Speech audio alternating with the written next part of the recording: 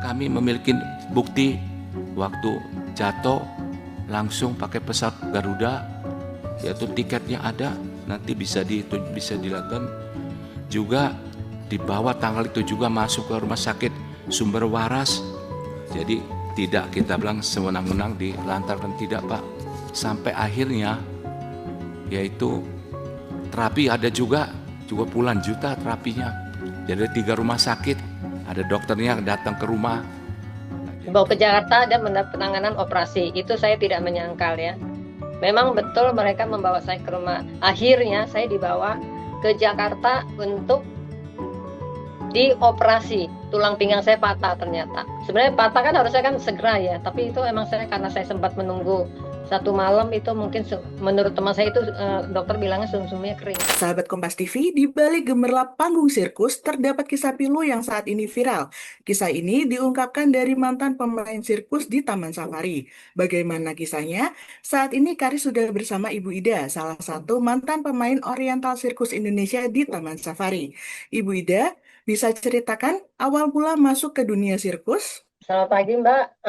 Saya ingin menceritakan bagaimana awalnya saya masuk ke sirkus. Ya, saya itu jadi dari orang tua saya eh, memberikan kepada pihak TSI karena pihak TSI waktu itu bukan TSI ya, jadi OCI ya. Jadi dari Pak Hadi itu datang ke rumah papa saya. Ceritanya seperti itu. Papa saya udah almarhum ya, jadi dia pernah menceritakan seperti itu. Pada saat itu memang saya nggak terlalu apa ingat banget ini cerita dari papa saya sebelum almarhum katanya. Jadi Pak Hadi itu datang ke rumah papa saya dan saya nggak tahu bagaimana mereka ceritanya seperti apa. Jadi intinya saya diserahkan kepada Pak Hadi. Papa saya cerita katanya mau disekolahin seperti itu, mau mau jadiin anak, mau disekolahin. Jadi akhirnya saya ikut dengan mereka itu. Cuman yang saya ingatnya juga, yang seingat saya itu saya tuh sudah ada di satu tempat. Di situ saya lihat memang ada anak-anak yang lain. Nggak lama itu di tempat itu satu rumah ya, rumah kalau nggak salah itu mungkin eh, daerah di daerah Petojo, Balikpapan Petojo. Nah, saya ingatnya saya tuh dibawa naik kereta sama Ibu Yani ke sirkus. Di kereta itu saya hanya bisa menangis karena saya merasa takut kok dibawa sama orang yang tidak kenal gitu kan. Jadi saya waktu itu merasa takut, saya hanya menangis sepanjang jalan sampai akhirnya saya tertidur. Tiba-tiba saya sadar-sadar itu saya lihat, saya merasa saya ini udah di sirkus. Nah di situ banyak juga teman-teman juga saya lihat di situ ada yang anak-anak di situ. Saya hanya duduk diam di situ. Jadi selanjutnya itu setelah besok-besoknya itu saya mulai dilatih. Seingat saya udah mulai dilatih, latihan setiap hari di situ. Nah, sepanjang latihan itu memang di situ itu memang ada yang saya rasakan memang ada kekerasan seperti itu. Seperti yang teman-teman juga nyampaikan, memang itu benar adanya. Jadi kita tuh kadang kalau salah apa eh, kena kena pukul gitu kayak gitu. Ya hari-harinya kita seperti itu, hari-hari ini latihan dari pagi, siang, sore. eh, eh, kita cuman dikasih pelajaran tuh tulis dan berhitung gitu kira-kira 1 atau 2 jam. Malamnya kita eh, mulai mulai show. Jadi ini saya udah bisa bermain ya. Jadi udah bisa tampil show. Jadi pagi, siang, sore latihan, malam saya show gitu. Nah, kalau di show-nya sendiri tuh Ibu berperannya sebagai apa? Saya perannya sih awalnya sih baru main dasar ya akrobat begitu ya. Main dasar akrobat. Terus lama-lama jadi meningkat. Ada beberapa acara seperti kayak balet tali, gadis plastik, eh, ada kayak sepatu roda, main atraksi akrobat yang kuda, eh, apalagi ya. Ya intinya terakhir itu saya mengikuti acara flying trapeze. Jadi dari Hmm. beberapa permainan salah satunya ada terapis. Nah, Oh, di eh, terapis itu saya sebetulnya udah menguasai juga gitu di situ. itu tuh biasanya ngapain sih Bu latihannya Bu dari pagi sampai sore kayak gitu? Dilatihnya dilatih apa aja?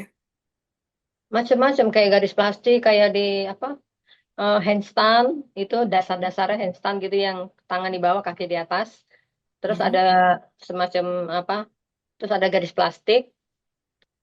Macam-macam sih sebetulnya sih. Semakin berjalannya waktu, semakin kita besar juga itu semakin banyak atraksi. Jadi semakin banyak kesulitan gitu yang kita jalani.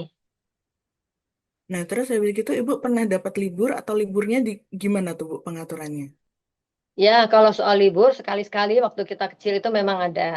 Jadi itu nggak sering ya bisa apa sebulan atau kadang-kadang kalau memang anak dia libur, anak mereka itu libur datang, lah kita diajak jalan-jalan seperti itu.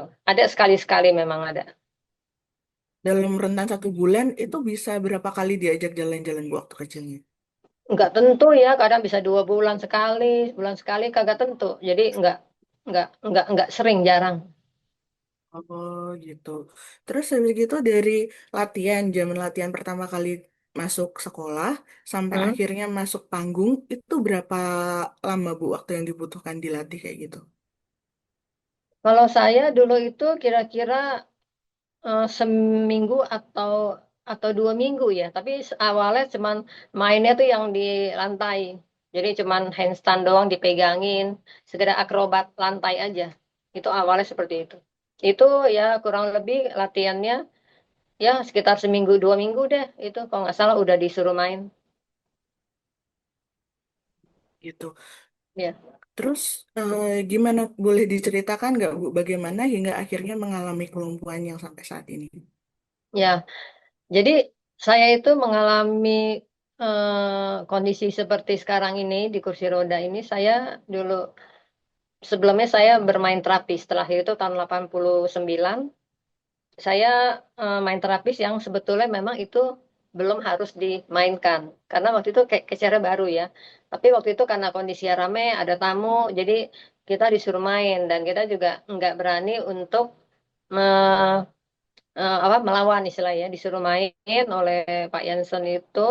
Jadi ya udah kita tampil lah gitu. Tampil main. eh, dalam permainan pertama itu saya yang mulai, saya yang penyeberang nomor satu. Jadi setelah saya ditangkap sama catcher, dikembalikan, tapi nggak pas, jadi lemparannya kurang tepat. Akhirnya saya nabrak stok pegangan, dan melorot nyangkut di jaring samping, langsung ke bawah. Itu dalam ketinggian kira-kira dari jaring itu sekitar 13 meteran kalau nggak salah itu. Terus saat itu langsung dibawa ke rumah sakit dan Oh tidak, tidak. Jadi gimana pada tuh? jatuh itu saya ingat saya merasa kesakitan dan saya langsung diangkat ke dalam, ke belakang panggung, ke belakang layar. Di situ saya direbahin. Saya ingat itu saya hanya dipegang-pegang, dipijit-pijit sama teman-teman lah. Jadi mereka cuma melihat saya tuh dipijit-pijit, tapi saya kondisinya tuh udah sakit banget, udah apa kayak setengah sadar gitu ya. Tapi saya masih tahu ada yang mijit-pijit seperti itu. Jadi saya nunggu lama juga di situ sampai atraksi, sampai jam show itu terakhir udah tutup, baru saya dibawa ke rumah sakit. Dibawa ke rumah sakit. Waktu itu kejadiannya di Lampung ya. Jadi saya dibawa ke rumah sakit Lampung. Di situ saya nunggu 1 malam. Hmm. Nunggu 1 malam ditemani oleh teman saya Lisa, dan dia hanya bisa pijit-pijit saya aja karena saya udah merasa rasanya udah nggak karuan gitu. Hanya dipijitin sampai 1 malam, saya nangis saja gitu. Sampai pagi baru dapat penanganan di gips. Di gips dari dada sampai ke perut. Nah, setelah itu saya udah nggak ngerasain rasa sakit. Dan saya ingat juga pada waktu itu lalu dibawa ke Jakarta oleh pihak OCI. Hmm. Dibawa Gitu. ke Jakarta dan mendapat penanganan operasi. Itu saya tidak menyangkal ya. Memang Mm-mm. betul mereka membawa saya ke rumah. Akhirnya saya dibawa ke Jakarta untuk dioperasi. Tulang pinggang saya patah ternyata. Jadi Ya, pada patah saat show. tapi ya sebenarnya patah kan harusnya kan segera ya. Tapi itu emang saya karena saya sempat menunggu 1 malam itu mungkin menurut teman saya itu dokter bilangnya sumsumnya kering, sumsumnya Hmm. udah agak kering gitu. Jadi eh ya itu, jadi akibatnya ya fatal juga gitu. Jadi Jadi, mempengaruhi saraf. hmm. Nah, setelah saya mendapat penanganan operasi, ya saya dirawat di rumah sakit itu kurang lebih 1 bulan atau kurang lebih 2 bulan, nah, apa 1 bulan saya nggak gitu ingat ya. Jadi saya dapat perawatan di situ. Saya juga dikasih terapi oleh pihak OCI dan itu saya tidak menyangkali ya, yang mereka saat ini memang apa menuduhkan bahwa saya tidak diberi pengobatan itu bukan maksud saya. Jadi dari awal saya bilang memang mereka membawa saya ke Jakarta dan diberi penanganan operasi.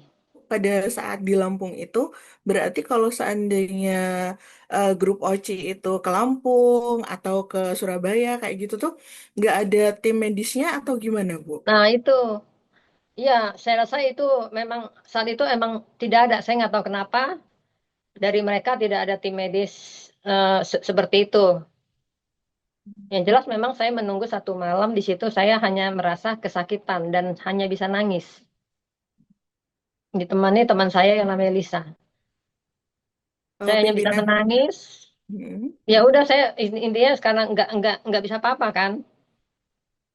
Ya sampai kok, akhirnya saya dioperasi di Rumah Sakit Sumber Waras itu di Jakarta. Saya mendapat hmm, perawatan kurang lebih eh,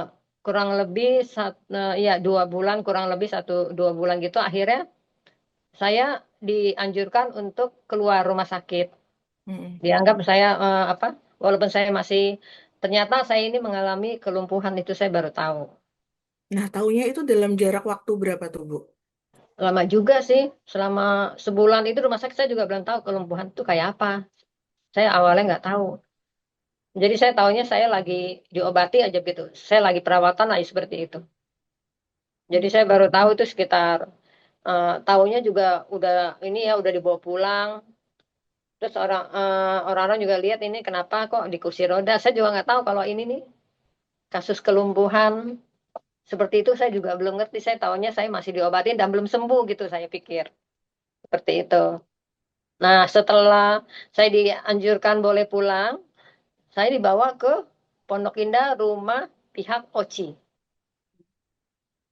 Pihaknya dari Pak Hadi itu, keluarga Pak Hadi, di situ saya mendapat perawatan juga di situ ada terapi juga. Tapi sebelum saya pulang itu memang saya ditawarkan mau ketemu dengan keluarga gak? Karena memang setahu saya memang sebelum saya jatuh itu keluarga saya itu memang sempat mencari-cari saya dan saya jadi udah ada yang info bahwa ada saudara saya yang mencari-cari, mereka juga sempat nonton, sempat mencari saya di rumahnya pihak Taman Safari. Cuman waktu Hmm. itu saya belum sempat pulang dan saya belum berani untuk keluar, belum belum berani kabur dari Oci. Saya masih, istilahnya saya masih melakukan aktivitas di sirkus ya. Jadi setelah saya Aktivitasnya jatuh, apa aja, Bu? ya di sirkus seperti itu, main kan, latihan, main seperti itu. Oh. Nah, jadi setelah saya pulang ke rumah pihak Taman Taman Safari Oci itu di Pondok Indah, saya mendapat perawatan. Setelah saya ditawari untuk bertemu dengan keluarga, saya bilang saya mau ketemu. Jadi saya ketemu pada saat saya ada di Pondok Indah setelah saya keluar dari rumah sakit. Dan Nah, Bu, saudara saya datang ke situ. gimana kaburnya Bu Ida dari OCI itu, Bu? Kebetulan saya tidak kabur. Saya tidak, Hmm. karena saya udah jatuh kan. Saya udah Hmm. mengalami kecelakaan di situ, jatuh. Memang saya tidak kabur. Saya belum pernah kabur dan saya eh, jatuh jatuh setelah di rumah sakit itu saya baru ditawarkan mau ketemu nggak dengan keluarga begitu. Oh, terus habis gitu Mm. Saya bilang dibawa. saya mau. Tapi temennya Ibu tuh ada yang kabur atau gimana gitu nggak, Bu? Oh, Waktu. pada saat zamannya saya itu Hmm? saya nggak ingat apakah ada yang kabur apa enggak. Tapi setelah saya jatuh, saya mendapat info banyak sekali yang kabur. Setelah saya jatuh tahun 89, Mm-mm. Setelah saya dirawat masuk 90 begitu, saya mendapat info bahwa teman-teman saya banyak yang sudah tidak ada di sirkus dan kabur seperti itu. Oh. Ibu pernah ketemu nggak Bu sama temannya Ibu yang kabur gitu, ditengokin atau gimana gitu? Enggak, eh, enggak kalau yang kabur enggak, tapi yang kalau masih di sirkus, mereka Mm-mm. pernah sekali-sekali melihat saya di Pondok Indah untuk melihat kondisi saya datang main gitu. Kalau pas saat di Jakarta, sirkus keliling Jakarta, mereka sempat main melihat saya di Pondok Indah. Jadi pertama kali saya ketemu dengan keluarga ya di rumah itu, di Pondok Indah itu, dipertemukan, diizinkan. Yang sebelumnya emang nggak pernah diizinin, seperti itu. Jadi menurut kakak saya juga sering mencari-cari saya sebetulnya, seperti itu. Saya baru sadar kalau ternyata saya baru dapat izin ketemu setelah saya mengalami kecelakaan jatuh. Ibu Ida tuh berapa lama sih Bu di OC ini? Di OC saya tuh sejak kurang lebih tahun 76-an ya, mulai sekitar umur 45 tahun kalau nggak salah ya. Saya juga nggak terlalu ingat kira-kira tahun itulah kalau dihitung-hitung ya. Tahun 76-an gitu. Kira-kira jadi sampai tahun 89 saya jatuh, berarti Hmm? kan kurang lebih 12 tahun ya. Mm-mm. Saya di situ selama 12 tahun. Jadi saya di situ ya hari-harinya yaitu apa main gitu atraksi dan ya semacam kayak dipekerjakan lah begitu. Dalam rentan waktu itu, Ibu pernah ketemu keluarganya nggak? Tidak pernah, tidak pernah. Makanya tadi saya bilang setelah saya jatuh baru ditawarkan. Hmm. Yang sebelumnya saya tidak pernah diberitahu kalau ada keluarga saya mencari atau apa, saya tidak pernah diberitahu. Setelah saya jatuh baru dikasih tahu, baru ditawarkan mau nggak ketemu dengan keluarga mencari-cari, bilangnya seperti itu. Setelah saya jatuh ya, Gitu. Terus habis gitu dalam rentan waktu itu kan Ibu jatuhnya di Lampung. Nah, Ibu ya. udah dalam 1 bulan itu tuh sering ke daerah-daerah gitu atau gimana tuh Bu? Atau tetap di Taman Safari aja? Saya belum ke Taman Safari waktu itu. Saya masih di Oh, lingkungan Oriental Circus. oh gitu. Kalau Iya, di Oriental Circus itu berarti dia dari satu daerah ke daerah iya. lain gitu, Iya jarak keliling, keliling. Jadi jaraknya dia berapa tidak, lama tuh? jadi tidak menetap. Oh, gimana tuh Bu? Boleh diceritain nggak Bu dari ke waktu show-nya itu gimana Bu? Dari kalau kan Ibu udah pentas nih, terus habis gitu show-nya itu dari satu tempat ke tempat lain, waktunya berapa lama? Terus, Oh ya, mm-mm. iya. Kita biasanya menetap di satu tempat itu, di satu kota itu sekitar 1 atau 2 minggu. Kalau Gitu. penontonnya itu standar biasa ya. Tapi kalau rame penonton itu bisa 1 bulan dalam di satu kota, baru pindah. Oh gitu. Terus Ya. habis gitu show-nya itu berarti dalam seminggu bisa full atau ada jedanya gitu Bu? Iya tiap hari ada main mulai dari sore kalau hari biasa, mulai dari sekitar jam 7 itu ada dua ini ya, ada 2 kali pertunjukan. Pertunjukan pertama itu sekitar jam 7-an. Yang kedua sekitar jam 8 atau jam 9 gitu. Terakhir mungkin tutup sekitar jam 10 lah. Jadi setiap hari itu ada 2 pertunjukan. Selain minggu bisa 4 atau 3 pertunjukan kalau hari Minggu.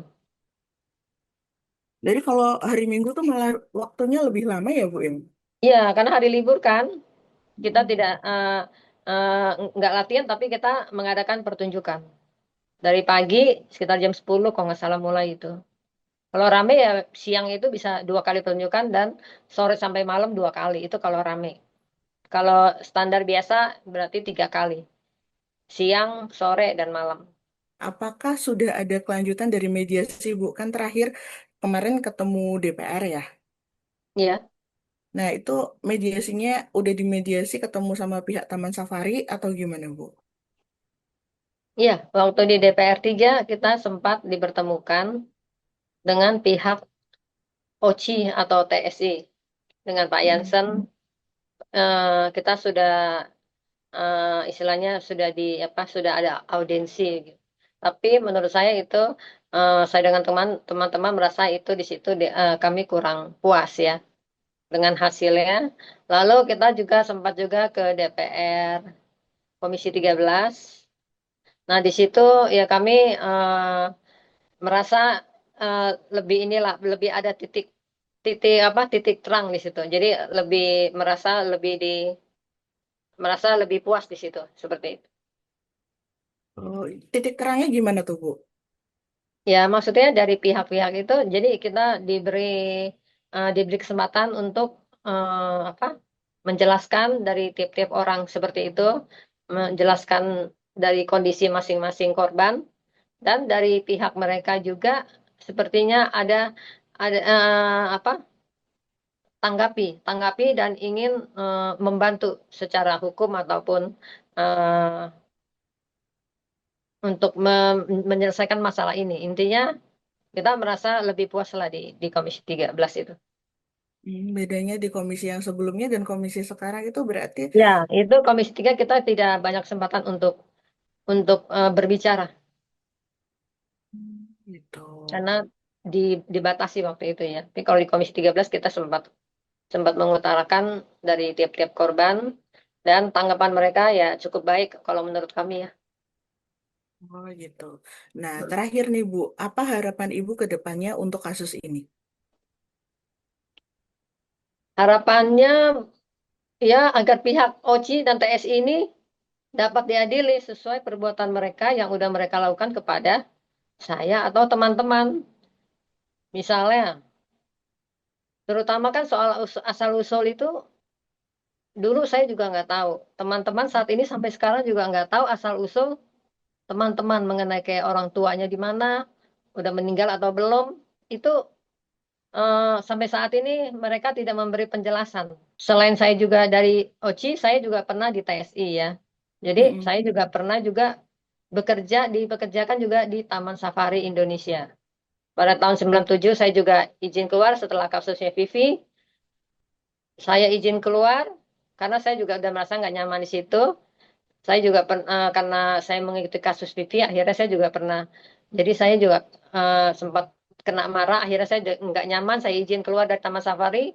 Setelah keluar, mereka juga tidak memikirkan kehidupan saya selanjutnya untuk kehidupan akses hidup saya yang di atas masih di atas kursi roda ini. Seperti itu. Jadi saya keluar, mereka malah suruh saya bikin surat pengunduran diri. Nah, itu yang membuat saya heran. Yang awalnya mereka menganggap kami keluarga atau anak, tapi sejak itu saya keluar dari Taman Safari, saya izin disuruh membuat surat pengunduran. Mereka memaksa saya untuk menandatangani surat pengunduran diri. Dan setelah saya itu, saya baru boleh keluar dari Taman Safari tanpa membawa apapun.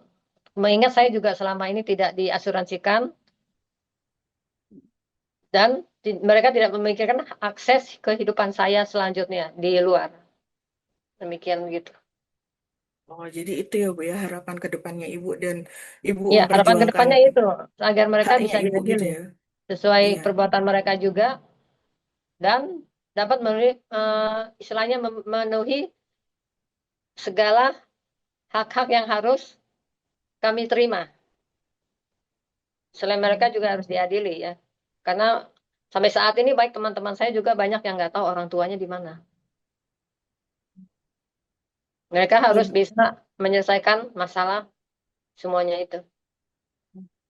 jadi pihak Taman Safari ini sampai sekarang pun masih membantah soal Ya, penelantaran dan iya. Sampai saat ini makanya kami terus berjuang. Mudah-mudahan nanti juga ada titik terang dan pokok inti kami tetap berjuang, terutama untuk teman-teman yang sampai saat ini tidak tahu asal usul orang tua di mana nggak tahu. Jadi ya kami terus aja oke. berjuang sampai dengan eh, sampai pada nanti lihat nanti terakhirnya seperti apa dari apa penyelesaian hukumnya. Ya, Oke. seperti itu, Mbak. Kayak Kayaknya cukup sampai di sini ya, Bu, ya. Ya, Dialog kita kali ini, saya Karisma Ningtyas dan Ibu Ida pamit. Sampai jumpa di Zoomcast episode selanjutnya. ya, terima kasih.